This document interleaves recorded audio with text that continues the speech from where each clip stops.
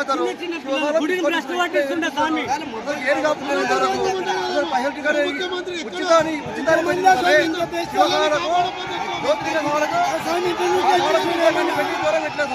దేవుని దర్శనం చేసుకోకపోదామని మంత్రి వస్తున్నాను ఎంతమందిని ఆగం చేసినాం. ఇప్పుడు దర్శనం లేదు ఏం లేదు.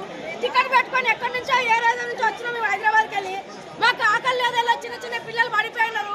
నీకు దయచేసి లేకపోతే గుడి మూసేది లేదని పేపర్లు వచ్చి పేపర్ కొట్టు రామయ్య శివరాత్రి అయిపోయినా వస్తాం.